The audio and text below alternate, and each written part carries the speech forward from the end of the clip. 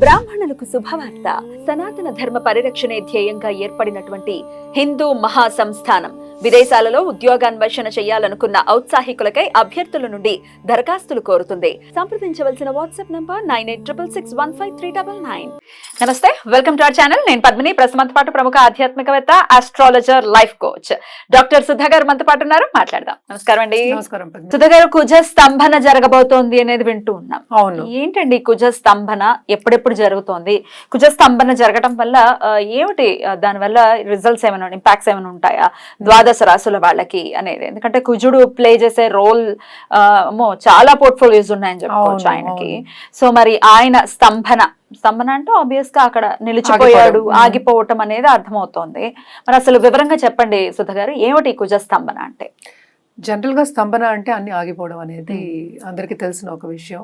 But ఇక్కడ ఏంటంటే స్తంభించడం అనేది మనం అస్ట్రాలజికల్ గా చూసుకున్నామంటే, ఒకసారి ఒక చూపు వేసామంటే దాని మీద, అన్లెస్ అంటే కంబస్ట్ అంటాం. అంటే ఏంటి, సన్ కి దగ్గర అయినప్పుడు కంబస్ట్ అవుతుంది. అంటే ఏంటి, ఏమి చేయలేడు. కంబస్ట్ అయినప్పుడు ఏంటి, ఆయన పవర్స్ ని కోల్పోతాడా? అదే పవర్స్ కోల్పోవడం అంటే ఇంకోళ్ళకి పవర్ ఇవ్వడం అనేది లెక్క. కోల్పోవడం అనేది పక్కన పెడదాం కాసేపు, ఇంకోళ్ళకి పవర్ ఇస్తారు. అంటే 2-3 గ్రహాలు కలిసినప్పుడు మనం యోగాల కింద కూడా అవే మాట్లాడుకుంటాం. ఎందుకంటే 9 గ్రహాలే ఉన్నాయి, 12 ద్వాదశ రాశులే ఉన్నాయి. అలాగే మనం చూసాము అంటే ఇంకోటి దీంట్లో ఏంటంటే పార్ట్ ఏంటంటే నీచపడ్డం అనేది చెప్పుకుంటాం. ఎప్పుడు స్తంభిస్తారు? అసలు ఎవరైనా డిప్రెషన్లో ఉన్నప్పుడు స్తంభించిపోతారు. ఇప్పుడు ఈజీగా అర్థం అవ్వాలి అంటే, సో కుజుడికి మనకు పోర్ట్ఫోలియో అంటే ఏంటి, బేసిక్గా ఏంటంటే అగ్రెసివ్నెస్, అంటే ఏంటంటే వేగం, దూకుడు చెప్పచ్చు. సో ఈ దూకడం అనేది తగ్గుతుంది. మంచిదే కదా. అయితే అంటే అన్నిటికీ కుదరదు అది. Correct correct. అన్నిటికీ ఒకటే మాట్లాడుకోకూడదు కదా. సో దేనికి మనకి అగ్రెసివ్నెస్, ముందుకు వెళ్ళడం అనేది అంటే ఏంటి, అవన్నీ ఎందుకు ఉండాలి, అసలు మనం ముందుకు సాగాలి లైఫ్లో అన్నప్పుడు, ఒక గోల్ని మనం అనుకున్నప్పుడు, నేను కూర్చుంటానంటే ఎలాగా, స్తంభించాను అంటే ఎలాగా, అవ్వకూడదు కదా అట్లాగా. సో తప్పక అగ్రెసివ్నెస్, అలాగే ఆ ఎనర్జీ, ఆ రెడ్ ఎనర్జీ అంటాం. సో మార్స్ ఇచ్చేది ఆ రెడ్ ఎనర్జీ. ఆ ఎనర్జీ అనేది మనకి తప్పక కావాలి. సో ఇది బేసిక్గా బ్యాక్గ్రౌండ్. బట్ ఏంటంటే ఇక్కడ ఏమవుతోంది, అక్టోబర్ 20కి మనకి అందరికీ తెలిసిన విషయం, కర్కాటకంలో ఆయన నీచిపడతారు. సో అక్టోబర్ ఎండ్కి ఆయనేమో కర్కాటకానికి వస్తున్నారు. సో కర్కాటకానికి వచ్చినా కూడా ఆయన ఏంటంటే సింహానికి వెళ్ళలేదు. సింహానికి వెళ్ళేది నెక్స్ట్ ఇయర్. సో అన్ని రోజులు ఆల్మోస్ట్ 6 months అనుకుందాం కాసేపు. ఇది కూడా ముందుకు రావట్లే. ఆయన అక్కడే రిట్రోగ్రేడ్ అవుతుంది. రిట్రోగ్రేడ్ అయ్యి మళ్ళా మిథునానికి వెళ్తున్నారు.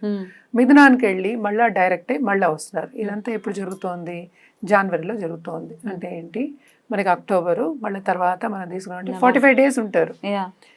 సో మళ్ళీ డిసెంబర్ జాన్ అంటే కిందకి రావడం, మళ్ళీ పైకి వెళ్ళడం, టచ్ అవుతుంది. అందుకని స్తంభన అనేది ఎప్పుడవుతుంది మనకి, ఈ పీరియడ్లో. ఏ పీరియడ్లో అవుతుంది, కర్కాటకంలో ఉన్నప్పుడు ఎక్కువ అంటాం మనం. కానీ అక్కడక్కడ రిట్రోగ్రైడ్ అయి తిరుగుతున్నారు కనుక ఆయన పాజిటివ్ రిజల్ట్స్ ఇవ్వడం అనేది తక్కువ అవుతుంది. ఆయన పోర్ట్ఫోలియోస్ నువ్వు అన్నట్టు పెద్ద లార్జ్ పోర్ట్ఫోలియోస్ ఉన్నాయి.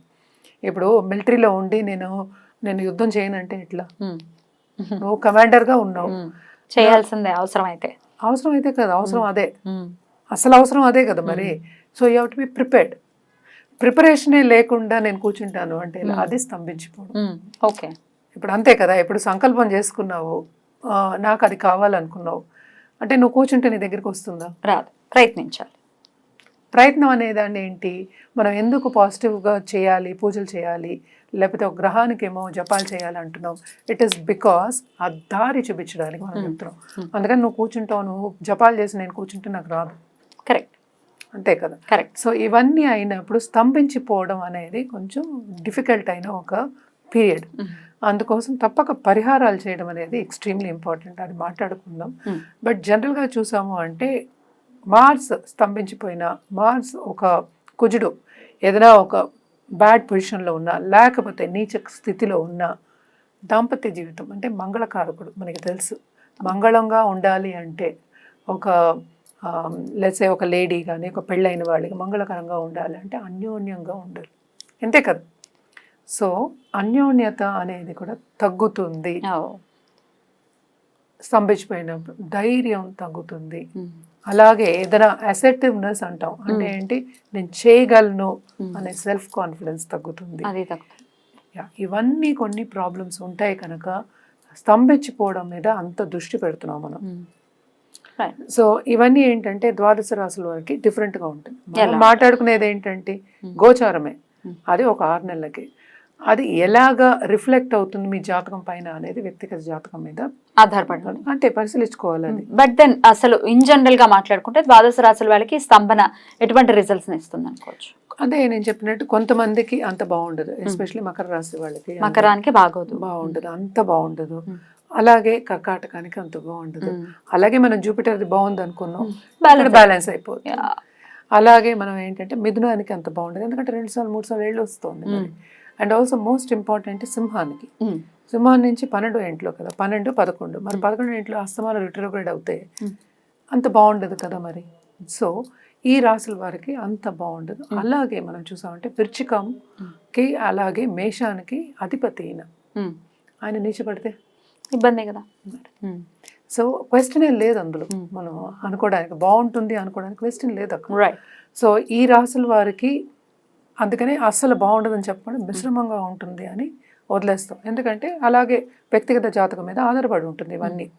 ఇవి మనం గోచారం చెప్పుకుంటున్నాం. మిగిలిన రాశులు అండి ఈ వృషభం నుంచి చూసుకుంటే వృషభానికి పర్వాలేదు, బానే ఉంటుంది.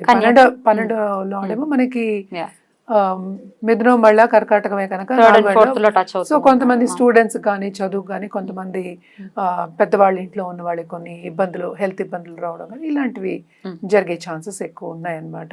ఎందుకంటే మార్స్ మీద అంత కాన్సన్ట్రేషన్ లేదు కనుక, సో అంత ఇది లేదు కనుక 12th లార్డ్ కిందే కదా వస్తారు కనుక, అండ్ 7th లార్డ్ వస్తారు కనుక కొన్ని ఇబ్బందులు అనేవి తప్పవు. అది ఆల్రెడీ మన దాంపత్య జీవితం చెప్పారు, అదే మంగళకరం కదా. మంగళని చూడకుండా మనం అసలు పొంతనే చేయం కదా, మ్యారేజ్ పొంతనే అవ్వదు. అదొకటి. రైట్. ఇక కన్యకండి, కన్యకు కూడా టు అ సర్టన్ ఎక్స్టెంట్ బాగానే ఉంటుంది, ఎందుకంటే అక్కడే జరుగుతోంది కనుక. అదే రాశిలో అంటే ఏంటంటే మనకి మిథునం, అలాగే మనకి 11th హౌస్ అండ్ 10th హౌస్లో జరుగుతుంది కనుక కొన్ని ఇబ్బందులు రావచ్చు, కానీ అంత బాగుండదు అని చెప్పడానికి లేదు అనమాట. తుల సెకండ్ లార్డ్ ఏమో మనకి ఏంటి 9th లోకి, 9th మరి 10th. So to a certain extent అక్కడ ఓకే అని చెప్పుకోవచ్చు అనమాట. బట్ దెన్ రైట్, ధనుర్కి కొన్ని ప్రాబ్లమ్, ధనుసు రాశికి మకరానికి కొన్ని ప్రాబ్లమ్స్ ఉంటాయి. అంటే మనం మాట్లాడేది ఒక గ్రహం గురించి. సో అలాగే మనం మాట్లాడేది కుంభం ఇంకా మీనమే.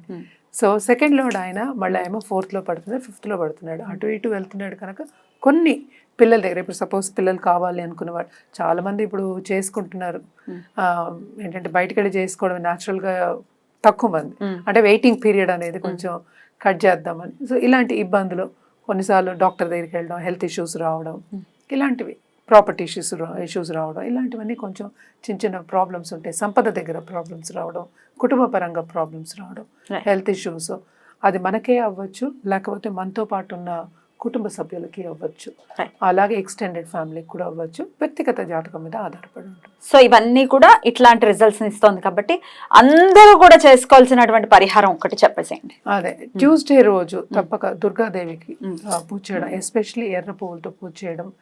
అలాగే ఏంటంటే మనకి దుర్గా చాలీసా చదువుకోవడం వెరీ వెరీ ఇంపార్టెంట్. కుజ జపం చేసుకోవడం, నవగ్రహ స్తోత్రం అనేది ఎవరైనా చదువుకోవచ్చు, తప్పక చదువుకోండి ఎవ్రీడే. నిత్యం పూజ చేసుకోవడం అనేది, నిత్యం దుర్గాదేవికి పూజ చేస్తాను. నేను ట్యూస్డే చెప్పాను శక్తి రూపం, ఎందుకంటే ఎప్పటికైనా కుజుడికి మనం 2 చెప్తాం, సుబ్రహ్మణ్య స్వామి చెప్తాము, కార్తికేయ చెప్తాం, అలాగే మన దుర్గాదేవి చెప్తాం. ఏదైనా ఎందుకంటే దుర్గాదేవి ఎందుకు చెప్తే ఉగ్ర రూపాలు మనం చెప్పినప్పుడు మనకి తొందరగా పనులు అవుతాయి. ఉగ్రానికి ఉన్న స్పీడ్ దేనికి లేదు. సో ఆ స్పీడ్ కావాలి కనుక మనం దుర్గాదేవిని ఫస్ట్ శక్తి రూపం చెప్పుకున్నాం. అలాగే కడుపు చలవ అని చెప్తూ ఉంటాను నేను, ఇప్పుడు పాలాభిషేకం చేయమని ఎక్కువ చెప్తూ ఉంటాను అనమాట. ఎందుకు, కుటుంబ పరంగా ఎస్పెషల్లీ పిల్లల విషయాలకు వచ్చినప్పుడు పాలాభిషేకం కార్తికేయకి ట్యూస్డే జరపడింది. చాలా బ్యూటిఫుల్ గా ఎక్స్ప్లెయిన్ చేశారండి. డెఫినెట్ గా కుజుడి యొక్క అనుగ్రహం పొందాలి అని అంటే దేవి అనుగ్రహాన్ని ఫస్ట్ పొందాలి అని చెప్తున్నారు కాబట్టి అమ్మవారి ఆరాధన చేసుకుంటూ ఈ ఇంచుమించు 6 నెలల పాటు 6 నెలలు 5 నెలలు ఉంది కాబట్టి ఈ పీరియడ్ అంతా కూడా చాలా పాజిటివ్ గా పీస్ఫుల్ గా వెళ్ళాలి ప్రతి ఒక్కరికని మనస్ఫూర్తిగా కోరుకుంటూ కృతజ్ఞతలండి. నమస్తే.